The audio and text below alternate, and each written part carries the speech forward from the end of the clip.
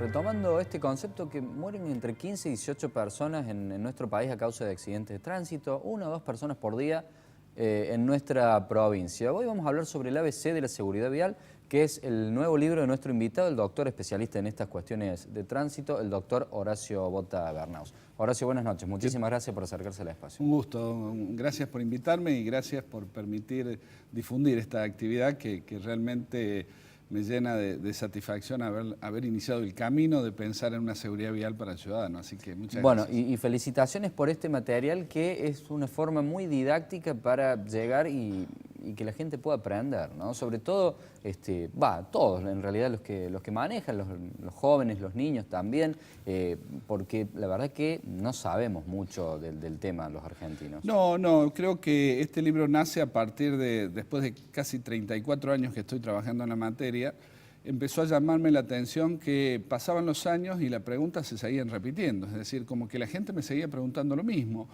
Entonces, en algún momento dije, bueno, pero acá estamos fallando nosotros, los que hacemos seguridad vial, estamos fallando en esto de la educación vial. Una cosa es pensar, probar, investigar cuáles son las formas, las maneras, las buenas prácticas de evitar accidentes, y otra cosa es cómo la transmitimos al ciudadano. Es decir, son dos cosas diferentes. Entonces, tal vez lo que empecé a darme cuenta que el hecho de saber mucho de seguridad vial no nos hacía educadores viales, sino que hacía falta en todo caso que aquellos que son educadores, que tienen la formación para transmitir, para bajar conceptos al aula, al ciudadano, hacía falta que se involucraran y empezamos a pensar un libro que realmente fuera simple. El objetivo es que recogimos durante un largo tiempo todas las preguntas y fuimos clasificándolas, tratando de agruparlas. Y bueno, y en su primer momento eran más de 300 preguntas y al final quedaron casi 220 en función de que había algunas muy parecidas que terminamos integrándolas para no hacer repetitivo. Y salió un trabajo que yo estoy satisfecho porque tenía casi como 2 requisitos para quedarme tranquilo con una respuesta. Primero, que tuviera un lenguaje lo más simple posible. Claro, que es la forma de llegar a todos. Así es.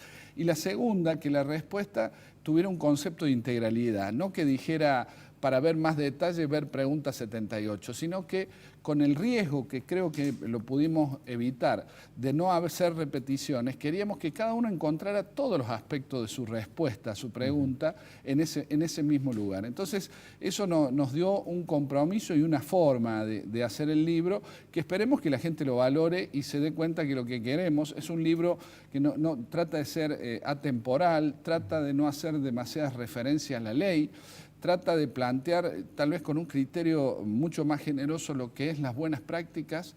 Las buenas prácticas son todas aquellas cosas aquellos hábitos, costumbres o modos que no tenemos, que permiten evitar el accidente. Y lo que es el mandato legal son aquellas normas, aquellos preceptos legales que obligan. Es decir, una cosa es el precepto legal y otra cosa es la buena práctica. La buena práctica siempre es mucho más amplia que el precepto legal. La diferencia está que el precepto legal, la violación del precepto legal puede traer la sanción, en cambio la buena práctica lo único que trae es aumentar el riesgo de sufrir un accidente. En la medida que podamos ir entendiendo estas dos cosas, tratamos de responder a 3 cuestiones. ¿Cuál es el consejo concreto para la situación planteada? El porqué de esos consejos y el para qué. Es decir, ¿por qué esto hay que ponerse el cinturón? ¿Para qué? ¿Cómo se coloca el cinturón, por ejemplo? Es la forma de plantear las respuestas. Seguramente habrá respuestas más logradas que otras, pero fue un ejercicio muy fuerte porque, en primer lugar, yo tenía que dejar la formación de abogado. Es decir, los abogados tenemos una forma de escribir o de hablar que a veces es una forma muy protocolar, muy... Se me viene a la cabeza, no sé si alguna vez te pasó, pero digamos, gente que no quiere usar el cinturón, me ha pasado de taxistas que en vez de enchufarlo en el, no sé cómo se llamará, el anclaje del cinturón, lo enchufan en el freno de mano, por una cuestión de rebeldía a usar el cinturón. Yo creo que ese es un indicador claro. Es un indicador claro de que no entendió que el cinturón era para él, no entendió los beneficios. Yo siempre digo que aún no sabemos vender la seguridad vial. Hace poco me contaban que un director de tránsito europeo decía que él podía bajar 500 muertos con 2.000 radares. Y yo decía, tal vez en Europa funcione, pero acá podremos poner 4.000 radares y no va a cambiar mucho porque... y esto lo digo sin ánimo de no decir que sea una buena medida, pero con esa sola medida la Argentina no va a cambiar. De hecho, cuando uno ve que se han tomado ciertas medidas, que hemos avanzado en algunas medidas. ¿Cómo ser? El uso de las luces bajas, el uso del cinturón en la provincia. Pero la luz baja es algo importante. Es muy importante. La luz baja es tan importante que yo no entiendo por qué la vendimos tan mal. Porque yo lo último que me acuerdo cuando se quiso imponer esta idea de que las luces bajas eran decisivas, la publicidad empezaba, no usar las luces bajas equivale a 200 litros de nafta súper. Claro. Es decir, todo lo contrario, cuando hay una explicación que además cuando lo hablamos con los jóvenes, por ejemplo, que es quienes prestan más atención a veces a estos fundamentos, se quedan realmente impactados. A ver, hace unos años, unos 25 años, se hicieron una serie de estudios, digo para buscar, fíjate dónde empieza el fundamento. Claro. Se hizo una serie de estudios donde se demostraba que el ojo humano no percibía los colores a la misma distancia. Es decir, que había ciertos colores que yo no podía ver, estamos hablando, no tengo las conclusiones, pero sí para mostrar la idea, un auto de a 400 metros y a otro color lo podía ver a 200 metros. Eso en principio es una conclusión importante, pero no decisiva. Ahora en el tránsito no es lo mismo ver un auto color blanco a 400 metros que un auto color bordo a 200 metros. ¿Qué significa en términos de riesgo? Que en uno tengo 200 metros más para decidir una maniobra y en otro tengo 200 metros menos. Entonces, yo recuerdo que en esa época, en la década del 90, recuerdo que yo compraba autos blancos y siempre me decían, cambiaste la heladera en vez del auto, porque todo tenía auto blanco. ¿Por qué? Porque el auto blanco era el color que más se veía. Cuando se descubre, y esto empieza con la motocicleta, cuando empieza a descubrirse que la moto tenía una alta siniestralidad, una de las causas es que ocupa poco espacio en la vía pública, entonces no se la percibe, se descubrió que poniéndole la luz encendida apenas arrancaba, la moto llamaba la atención. ¿Qué fue lo que primero vino, la moto? Lo que primero vino. Y que la gente, pero todavía no se hablaba de por qué se encendía la luz. No era para esto, sino era para lo otro, para que en el tránsito urbano la luz encendida de día advirtiera. Claro. Cuando se dan cuenta los especialistas de que esto llevado a una ruta implicaba un cambio importante, porque esto llevado a la ruta son dos cosas que logró. Una, que era el objetivo, es decir, que todos los autos, no importando el color, se vieran a la misma distancia. Pero hubo otra cosa que se descubrió después, que era que yo viendo las luces blancas encendidas, podía también definir rápidamente si el auto venía o iba. Excepto aquellos que a la moto le ponen la luz de atrás de color transparente. Claro, pero no podrían ponérselo porque la ley le exige ciertos colores. La ley, que esa es una buena cuestión, pero la ley exige ciertos colores, porque los colores, igual que las señales viales, son un lenguaje. Y los colores, las señales viales, los intermitentes, son todos lenguajes, por lo cual no puede cada uno usarlo como quiera, sino que tiene que usarlo como corresponde, porque si no, mi lenguaje no coincide con el lenguaje del otro.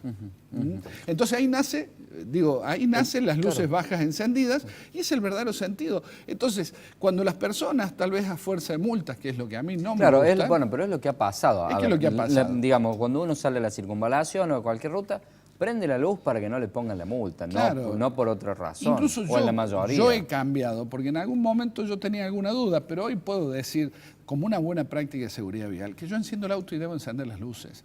¿Por qué? Porque el peatón lo ve distinto, porque podemos advertir nuestra presencia con mayor anticipación, aún en una ciudad, y está bueno hacerlo. Hoy en día los autos traen lo que se llama DRL, que es una luz diurna, con una menor intensidad que la luz baja, generalmente de LED. Esto también tiene una historia muy interesante, porque Europa recién en 2014 puso la luz baja obligatoria, y tal vez la gente no sepa por qué, nosotros lo pusimos antes, como si fuéramos buenos, ¿no? Lo que pasa es que Europa abrió la discusión en 2 o 3 puntos que es muy importante. La primera, si todos estamos de acuerdo que era una buena medida de seguridad vial, entonces abrió a que todos opinaran, porque creo que eso acá no estamos acostumbrados. Acá se me ocurre algo y lo transforma en ley si tengo mayoría, ¿no? Y no permitir que participen y discutan.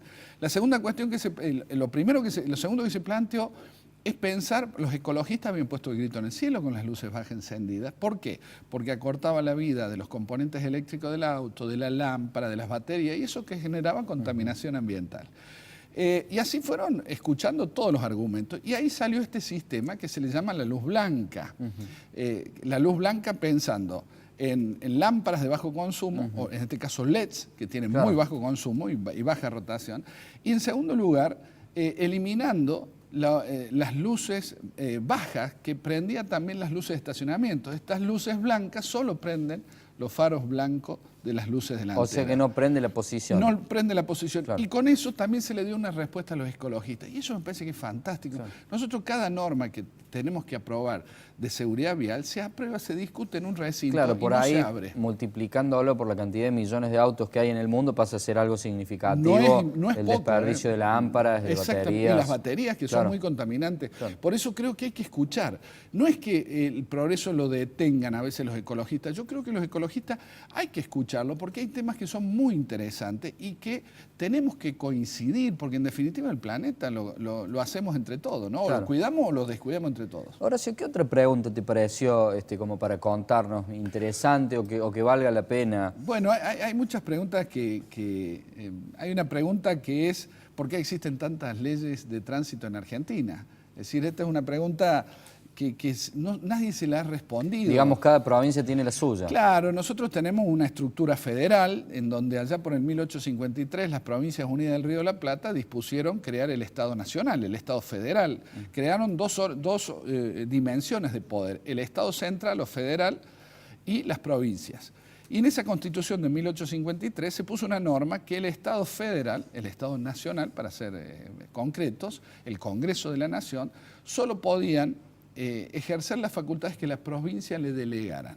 Es decir, todo aquello que la provincia le delegó en la Constitución es facultad del Estado Nacional. Por ejemplo, en el tema que nos ocupa, dictar el Código Civil, el Código Penal, es decir, dictar ciertos códigos, ciertos conjuntos de leyes que regulan una temática, y el tránsito no está delegado. Por lo tanto, la primera conclusión desde el punto de vista constitucional, yo no estoy diciendo que esté bien o está mal, porque además hay otra cosa. En 1853 el tránsito no era un problema, claro, está claro, obvio. Pero la Constitución se ha modificado y se ha modificado no una vez, varias veces. Claro. Incluso recuerdo que en la modificación del 94 recuerdo haber hablado con los legisladores y les pedía por favor que agregaran y del tránsito terrestre, es decir, en un listado de los códigos que podía dictar, si hubiéramos puesto en esa modificación el tránsito terrestre, no se puso. Por eso hoy tenemos el problema que cada provincia ha conservado en su jurisdicción la facultad de dictar su propia ley de tránsito. Y ni siquiera se han puesto de acuerdo. Ni siquiera se han puesto de acuerdo. Pero además hay otra cosa peor en Córdoba. En Córdoba, con la modificación de la Constitución, la hermanita menor de la Constitución Nacional, que es la Constitución provincial, digo menor por lo que es territorialidad, porque si no alguien se va a enojar, no es eso. Pero la Constitución de Córdoba en el año 85, esa facultad que no la delegó, ¿qué hizo? En la Constitución se la delegó a los municipios. ¿Sí? El tránsito y el transporte urbano son facultades de cada municipio en la provincia de Córdoba. ¿Eso qué hace? Que hoy tengamos un lío barro. Que hoy, yo por ejemplo, un accidente en una localidad puede tener como culpable uno distinto que el mismo accidente en otra localidad. Y en la Argentina... Tanto así es. Hay cuestiones de prioridades de paso, que es el criterio. Descabellado esto. Claro, pero vuelvo a decir, me puede no gustar, pero yo debo bregar para que se respete la Constitución. Porque si nosotros perdemos el respeto, si queremos modificar la Constitución, modifiquémosla. Pero en concreto, a ver, si nos ponemos a hilar fino, entonces pasar de una provincia a otra es complicadísimo. Así es. Y eso es uno de los problemas, por ejemplo, si vos pensás en el corredor del Mercosur, en la salida de los productos hacia el Pacífico, todo lo que vos imagines que pase un camión, imagínate un camión brasileño que entra a Uruguay, tiene que aprender el Código de Uruguay. Pasa a Entre Ríos, tiene que aprender la ley nacional. Pasa a Santa Fe y pasa a Córdoba la ley provincial. Pasa a San Luis la ley nacional. Pasa a Mendoza su propia ley provincial. Entonces, es una cosa, es realmente un absurdo, un contrasentido. Bueno, en el programa pasado hablábamos de que estaba prohibido manejar en hojotas, por ejemplo. Exactamente. Es decir, y entonces como cada jurisdicción cree que está facultada a hacer lo que quiera, a veces el sentido común es el menos común de los sentidos que se ponen en marcha en esto, ¿no? Horacio, vamos a hacer una breve pausa en este diálogo y ya volvemos, ¿eh? Ya estamos de nuevo con Horacio Bote Bernaus.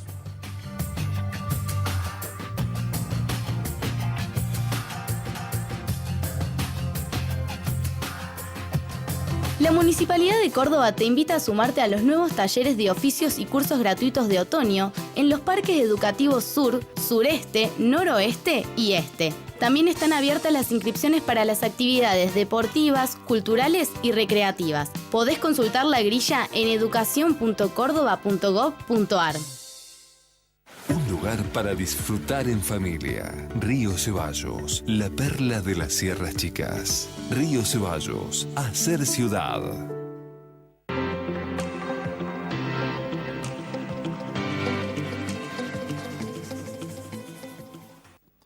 Sindicato de Luz y Fuerza Córdoba. Revista Enfoque Córdoba. Periodismo de distribución gratuita en la zona norte de Córdoba.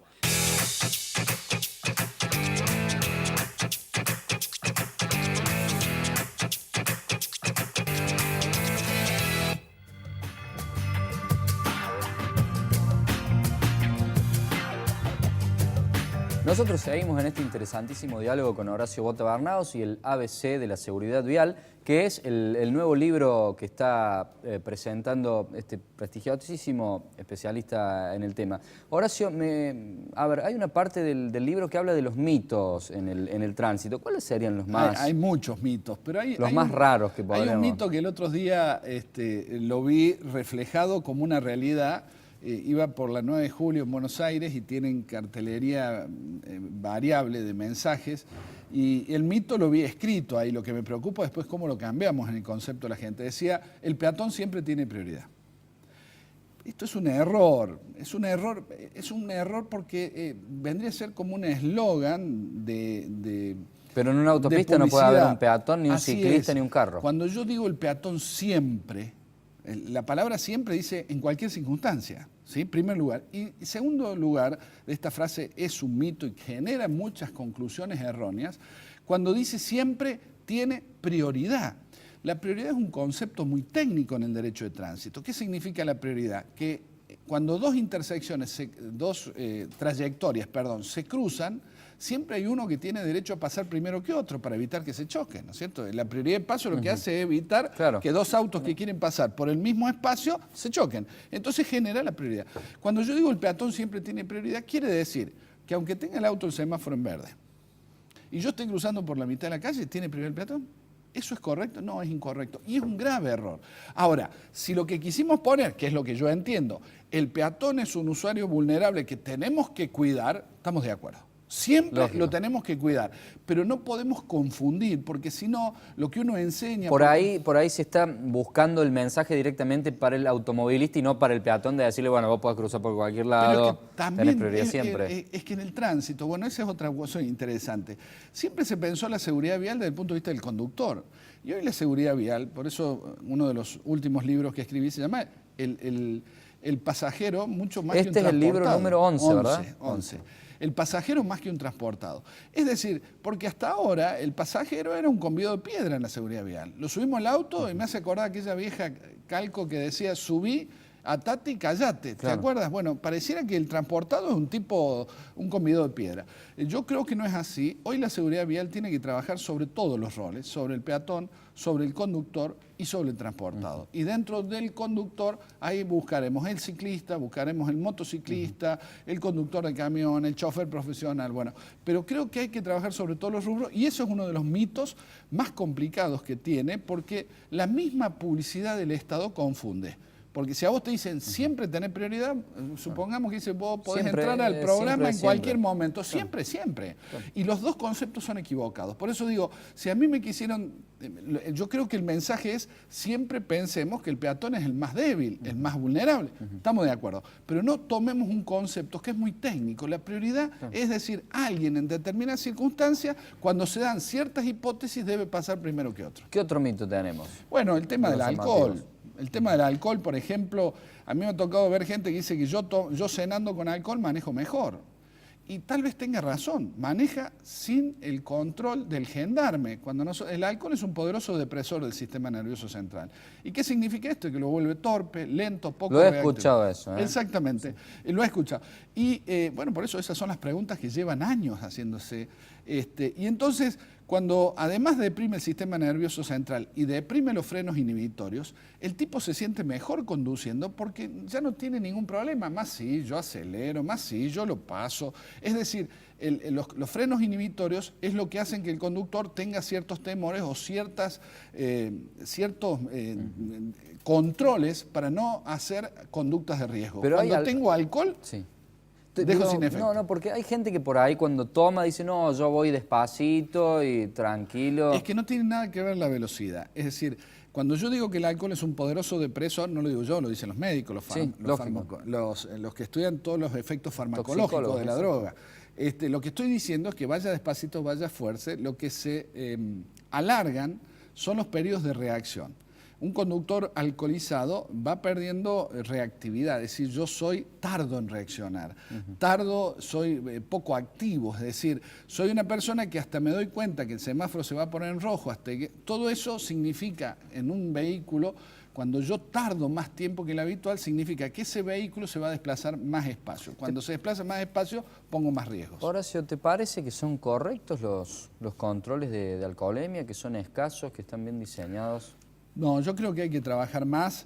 El control de alcoholemia tiene que generar un hábito. Es decir, lo más importante en los controles, fíjate lo que te voy a decir que puede parecer contradictorio, no es importante la cantidad, sino la sensación que te pueden controlar. Es decir, cuando vos programas, haces una actividad con respecto a los controles, tiene que tener la capacidad de cambiar de lugar, cambiar de horario, cambiar de situación. Es decir, lo más efectivo es la sensación que me pueden controlar, aun cuando no me controlen.